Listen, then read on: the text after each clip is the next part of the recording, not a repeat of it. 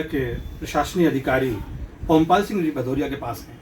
उनसे समझेंगे कि उनका जो बजट पास हुआ है उस बजट की क्या स्थिति है और उस बजट से इस शहर की अपेक्षाएं कितनी पूरी होती हैं। इसके अलावा उन्होंने कुछ बंद प्रोजेक्ट को भी चालू कराया है। सफाई व्यवस्था की मशीनरी की जो समस्या आ रही है उसको भी हल करने का प्रयास इस बजट में किया है और क्या नए चीज़ों के साथ वो शहर के विकास में जुड़ेंगे।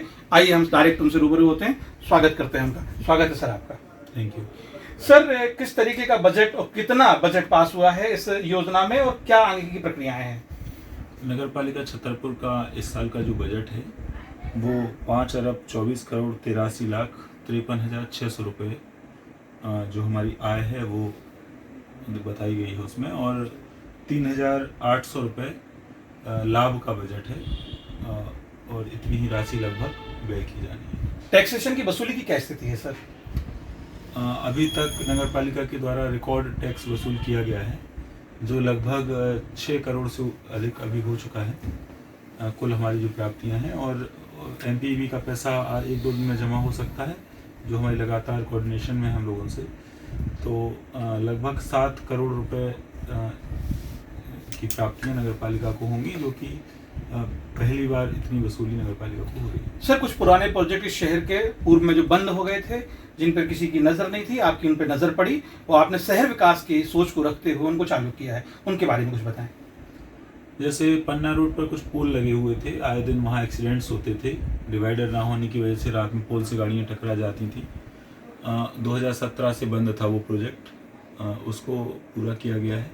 इसके अलावा जो मुक्ति धामों पे शोक सभा कक्ष के निर्माण होने थे, उनके प्रोजेक्ट बंद थे, उनको किया गया है। और अभी हाल में ही हम लोग सराय का जो प्रोजेक्ट है उसको भी फिर से स्टार्ट कर रहे हैं, क्योंकि काफ़ी समय से वहाँ व्यापारी परेशान है, तो उसके लिए जो संबंधित विभागों से एनओसी प्राप्त करनी है वो हम लोग उस पर काम कर रहे हैं, और ज़्यादातर जगह से हम लोगों की एनओसी जो हैं वो प्राप्त हो रही हैं, तो जल्दी ही इस प्रोजेक्ट को भी हम लोग पूरा करेंगे। इसके अलावा एक अफोर्डेबल हाउसिंग प्रोजेक्ट AHP जो गोरैया रोड पे था, वो भी लगभग 6 साल से बंद था। वो एक बहुत महत्वपूर्ण प्रोजेक्ट है जिसमें 72 EWS जो गरीब लोग हैं उनके घर उसमें उनको प्राप्त होने थे। वो प्रोजेक्ट काफ़ी दिक्कत में था। टैक्स वसूली से हम लोगों ने कुछ पैसा इकट्ठा किया और उस प्रोजेक्ट में पूंजीगत निवेश किया है, और वो प्रोजेक्ट हमारा फिर से स्टार्ट हो गया है। और आसपास वहाँ पे इंफ्रास्ट्रक्चर आप देखेंगे तो पूरा रोड उस कॉलोनी का कंप्लीट हो गया है, और वहाँ पर पार्क जो है वो प्रॉपर डेवलप हो गया है, डिवाइडर वहाँ बना दिया गया है, एक पानी की टंकी उसी कॉलोनी से सटाकर एकदम बनाई गई है ताकि उस कॉलोनी में जो गरीब लोग रहेंगे उन्हें कभी पानी की दिक्कत ना हो। तो अमृत पेयजल की टंकी उस कॉलोनी से एकदम लगी हुई बनी है, और इसके साथ साथ अब वो काफ़ी विकसित अवस्था में दिख रहा है। उसका नया नामकरण भी किया गया है, छत्रसाल सिटी के नाम से उसको हम डेवलप कर रहे हैं, जो किसी तरह से लोगों को एक बेहतर कॉलोनी का विकल्प है वो मिलने वाला है।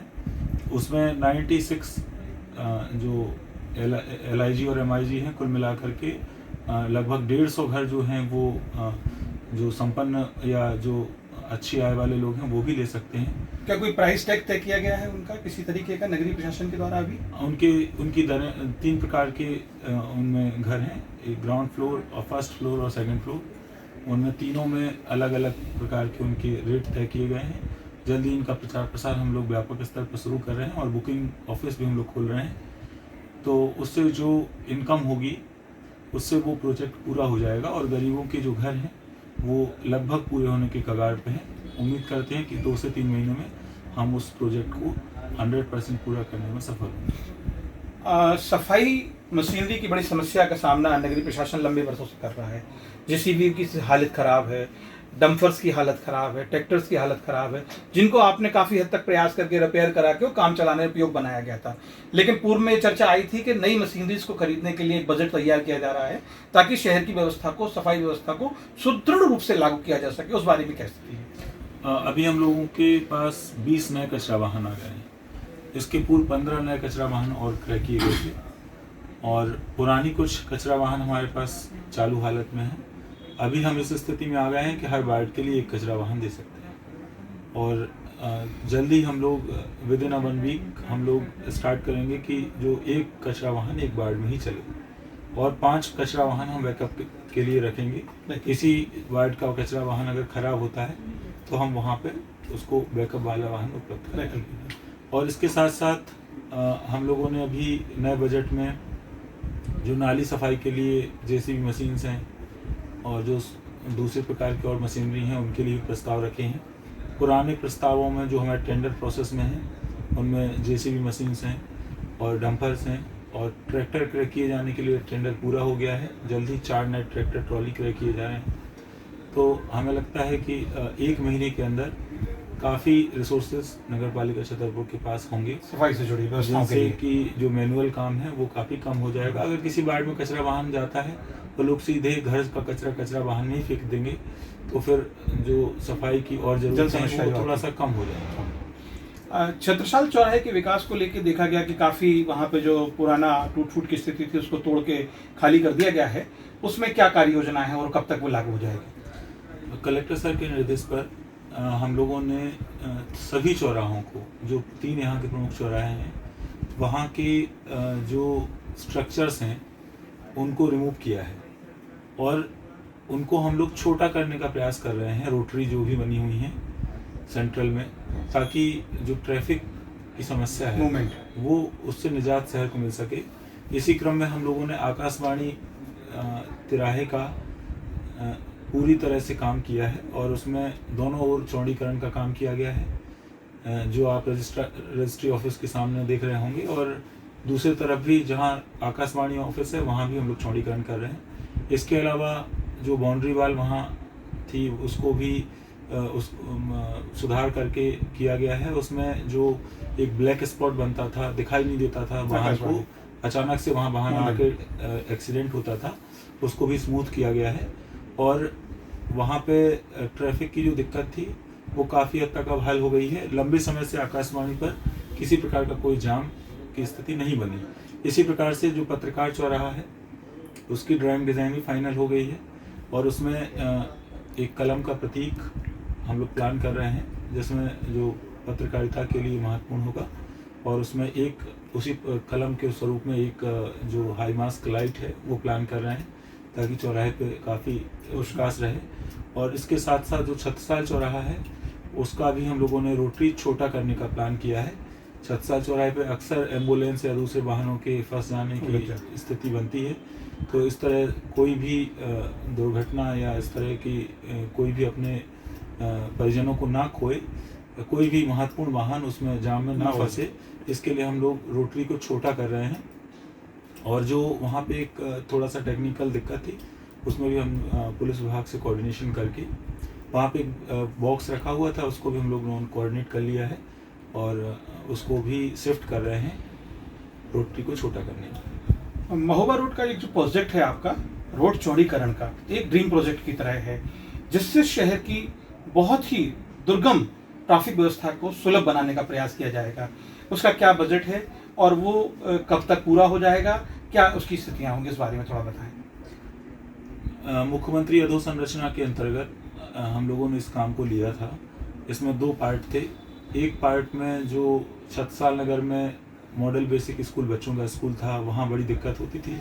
आवागमन में बच्चों की टैक्सियाँ और गाड़ियाँ फंस जाती थी, बड़ी दिक्कत थी। वो बड़ा कच्चा रोड था, तो छत्रसाल नगर में उस रोड को पूरा किया गया है इसी योजना के अंतर्गत, मुख्यमंत्री अधोसंरचना के अंतर्गत। उसी का सेकंड पार्ट जो था उसमें 1 करोड़ 35 लाख की लागत से दोनों तरफ 4-4 मीटर चौड़ीकरण और इसके अलावा 1.5 मीटर का दोनों तरफ पिचिंग कराने का हम लोगों का प्रोजेक्ट है और इसमें काम शुरू हो गया है।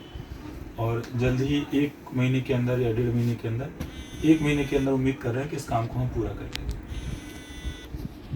आपका ये कार्यकाल जो 3 वर्षों के आसपास का रहा है, मेरा एक अंदाजे मैं बता रहा हूँ क्योंकि कोरोना के आसपास आपका आगमन इस शहर में हुआ था। आपने कोरोना काल में भी शहर में काम किया और उसके बाद जब आपको फ्री हैंड होकर काम करने का अवसर मिला तो अब आप फ्री हैंड होकर इस जिले के विकास के लिए काम कर रहे हैं। और भविष्य में ऐसी मन में क्या कार्य योजनाएं हैं जो इस शहर की खूबसूरती को और चित्रण को बदलने का काम करेंगी, उस पर भी एक थोड़ा सा अपना नज़र डालें। इस शहर के लिए जब मैं आया था तो लगभग 50% के आसपास अमृत पेयजल योजना का काम पूरा हुआ था और इसको 1 साल के अंदर ही हम लोगों ने 99% पे पहुंचा दिया था। 1% कुछ टेक्निकल दिक्कत थी, वो भी हम लोगों ने सॉर्ट आउट कर ली। अभी ये अमृत का प्रोजेक्ट 100% पूरा हो गया है। शहर में पेयजल के 3 स्रोतों से लाइन तैयार की गई है, मशीनरी तैयार की गई है। अभी हम लोग सिर्फ एक ही सोर्स का पानी यूज़ कर रहे हैं, जो हमारा पचेर घाट है। इसके अलावा बूढ़ा बांध और खोपताल, ये 2 सोर्सेज भी हमारे तैयार हैं। जब हम चाहेंगे शहर में हमें कभी भी पचेर घाट से सप्लाई में कोई बाधा उत्पन्न होगी तो हम इन सोर्सेज को पीने के पानी के लिए यूज़ कर सकते हैं। तो ये बड़ा महत्वपूर्ण प्रोजेक्ट है। इसके अलावा जो पूरा हो गया है और इसको कहते हुए मुझे अच्छा भी लगता है कि 100% पूरा होने के साथ लगभग 98% घरों में पानी पहुंच रहा है और पर्याप्त मात्रा में पहुंच रहा है। अभी इसमें जो नई बस्तियां हैं, नई बसाहट है, उसमें पीने का पानी पहुंचाने के लिए हम लोगों ने सर्वे कर लिया है और DPR तैयार करा ली है। 102 किलोमीटर नई बसाहट में लाइन और डालनी है।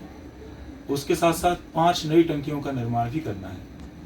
कई स्थानों पर पीने के पानी का प्रेशर की दिक्कत आ रही है और थोड़ा बहुत एरिया जो 2% हमने आपको बताया, उसमें लगभग 1000 के आसपास घरों की पीने के पानी की अभी तक लाइन नहीं पहुंच पाई है। तो ये हम लोगों ने तैयार कर लिया है और इसके लिए टंकियों का स्थान चिन्हीकरण हो गया है और 102 किलोमीटर लाइन का DPR भी तैयार हो गया है। और अमृत 2 योजना के अंतर्गत जो इस शहर का सबसे बड़ा प्रोजेक्ट है वो भी स्टार्ट होने की स्थिति में आ गया है। उसमें 3 चरणों में काम किया जाना है, जिसमें पहले चरण के अंतर्गत 5 टंकियों का निर्माण और दूसरे चरण के अंतर्गत 4 तालाबों का सौंदर्यीकरण और तीसरे चरण के अंतर्गत शहर के सभी नाले नालियों, जलाशयों, घरों का सीवरेज बाहर निकालने की योजना है। छतरपुर के लिए ये सबसे बड़ी योजना है आज अब तक की। इसमें लगभग 281 करोड़ रुपए भारत सरकार के द्वारा मंजूर किए गए हैं और इस योजना से पूरे शहर का जो सीवरेज तंत्र है वो तैयार किया जाना है और शहर का जो भी मल जल है उसको बाहर निकालना है, तालाबों को सौंदर्यीकरण करना, सभी 10 तालाबों का गंदा पानी इसमें टैप करके बाहर निकालना है और 4 तालाबों को इसमें सौंदर्यीकरण करना है। इसके अलावा 5 नई टंकियों को बनाना है। तो ये काफ़ी बड़ा और छतरपुर के लिए तो मैं ये कहूँगा कि अब तक का लागत के आधार पर सबसे बड़ा प्रोजेक्ट है, क्योंकि लोकल शहर में इससे बड़ा प्रोजेक्ट अभी तक कोई नहीं है। हम बात कर रहे थे छतरपुर नगर पालिका के प्रशासनिक अधिकारी ओमपाल सिंह भदौरिया जी से। इन्होंने पूर्व में जो हुआ उसके बारे में भी बताया, आने वाला भविष्य जो शहर का ड्रीम प्रोजेक्ट है उसके बारे में भी बताया। सबसे बड़ी समस्या जीवन में अगर कहीं आती है आम आदमी को तो सफाई से आती है। तो सफाई से जुड़ी हुई समस्याओं के लिए जो मशीनरी की व्यवस्थाएं थी, जो ह्यूमन रिसोर्सेज को कम करके मशीनरी का उपयोग था, उसके बारे में भी बताया और आने वाले प्रोजेक्टों को ठीक से रोशनी डालने का काम किया। और सबसे बड़ी बात EMI और जो मकान बनाने का जो नया प्रोजेक्ट, आमदनी का एक सोर्स, एक महत्वपूर्ण चीज रह गई है, आपको एक बार बिल्कुल पार्कों का जो सौंदर्यीकरण है वो भी किया गया है। आज रविशंकर पार्क हो या जो आपका पंडित दीनदयाल पार्क हो, जो शहर में भीड़ भाड़ आप शाम के समय देख रहे हैं पार्कों में, तो ये लगातार हम लोग पार्कों पे काम कर रहे हैं और 8 पार्क तैयार किए जा चुके हैं और जो भी पार्क रह गए हैं, डिवाइडर्स का भी काम किया गया है। आप पूरे डिवाइडरों को हरा भरा देख रहे होंगे। इसके अलावा 20 नए हाई मास्क लाइट्स भी लगाई गई हैं। विभिन्न जो महत्वपूर्ण चौराहे थे, आकाशवाणी हो या पठापुर तिराहा हो या पन्ना नाका हो या जो भी महत्वपूर्ण शहर के स्थान है, वहाँ सब जगह 20 बड़े हाई मास्क, या आपका जोगिंदर पेट्रोल पंप तिराहा हो, सभी प्रमुख स्थानों पर, या स्वामी विवेकानंद जी की मूर्ति के पास बिजावर तिराहा हो, सभी जगह बड़े और ऊंचे और अच्छे हाई मास्क लगाए गए हैं, जिनसे काफ़ी हद तक उन स्थानों पर बाकी चीज़ें जो हैं, लोगों को आवागमन में सुविधा हुई। रात्रि के समय जो और क्राइम की संभावना रहती है वो कम हुई। इस तरह से ये कुछ काम ऐसे हैं, बहुत सारे काम हैं, पर ये मुझे महत्वपूर्ण लगा इसलिए मैंने नहीं बिल्कुल। और इसके मेला ग्राउंड के अंदर एक प्रोजेक्ट था निर्माण का, जिसको नगर पालिका ने शुरू किया और बाद में वो प्रोजेक्ट बंद हो गया किसी विरोध के कारण। जो करीबन 45 दुकानों का प्रोजेक्ट था, और 5 मंजिल उसमें प्रोजेक्ट को ले जाना था, जिसमें आवासीय कॉम्प्लेक्स और साथ में कमर्शियल कॉम्प्लेक्स का भी निर्माण था। उस विषय पर भी नगर पालिका कुछ कर रही है? उसमें भी हम लोग कुछ विचार कर रहे हैं। बड़ा स्रोत था जो हाँ, नगर पालिका के हम लिए लोग प्लान कर रहे हैं। और इसके अलावा एक बहुत महत्वपूर्ण प्रोजेक्ट है जो अभी सरकार ने पास किया है, वो कायाकल्प अभियान। कायाकल्प अभियान के अंतर्गत 3 करोड़ के जो राशि है वो छतरपुर को दी गई है, और उसमें जो मौजूदा रोड्स हैं, मेन रोड, उनको इसमें रिपेयर किया जाना है, उन पर लेयर की जाएगी तो बड़े अच्छे लगेंगे जो मेन रोड्स हैं, तो ये किया जाना है। इसके अलावा जो राम जानकी कुंड का काम काफ़ी समय से रुका हुआ था, वो भी पूरा होने की तरफ है। उसकी बाउंड्री वाल हो गई है और उसका जो स्ट्रक्चर है उसका काम भी दोबारा से प्रारंभ हो गया है। इसके अतिरिक्त सरकार के द्वारा 3 नई संजीवनी क्लिनिक छतरपुर में बनाई जा रही हैं। कौन से पॉइंट रहेंगे सर? ये एक पठापुर रोड पर है और बगराजन रोड पर है, बाईपास रोड पर है। तो ये 3 नई संजीवनी क्लिनिक बनाई जा रही हैं जो काफ़ी अच्छी होंगी। इनकी प्रत्येक 25 लाख की लागत से बनाई जा रही हैं। 2 और नई संजीवनी क्लिनिकों का प्रस्ताव भी हमने भेज दिया है, एक सटई रोड पर और एक देरी रोड पर। इस प्रकार से पूरे शहर के जो दूरस्थ रोड थे, गरीब बस्तियां जहां बसाहट है, उस तरह से जन सामान्य को उनका लाभ मिल सके, ऐसा प्रयास संजीवनी क्लिनिक के माध्यम से भी किया जा रहा है। और 3 नई आंगनबाड़ियाँ भी तैयार की गई हैं, जिसमें से एक आंगनबाड़ी आप अभी यहाँ देख रहे होंगे 3 मंदिर के पीछे, बड़ी सुंदर आंगनबाड़ी बनाई गई है जी। इस तरह से बहुत सारे काम हैं जिन पे किया गया है, और कचरा प्रसंस्करण केंद्र में भी बहुत सारी नई यूनिट्स तैयार की गई हैं। अच्छा, तो एक बड़ी लिस्ट है, समय चूंकि कम है इसलिए। नहीं, बिल्कुल जी। हम रूबरू हो रहे थे प्रशासनिक अधिकारी श्रीमान ओमपाल सिंह भदौरिया जी से, जो नगरीय प्रशासन के व्यवस्थापक हैं सीएमओ के रूप में, और आपके द्वारा सारी कार्य योजनाएं, विकास योजनाएं, पार्क, और सबसे बड़ी बात नगरीय प्रशासन की आमदनी के स्रोतों को बढ़ाने के बारे में योजनाओं को बताया गया, और बजट को भी बताया गया बाकायदा अंकों के माध्यम से। हम ये आशा करते हैं कि हम इनसे लगातार रूबरू होते रहेंगे और आपको बताते रहेंगे कि आपके शहर के विकास के लिए, आपके सौंदर्यीकरण के लिए, आपके जीवन स्तर को बढ़ाने के लिए आपके शहर में जो प्रशासनिक अधिकारी कार्यरत हैं वो किस तरीके से काम कर रहे हैं। धन्यवाद साथियों, बने रहें अद्भुत आवाज़ के साथ।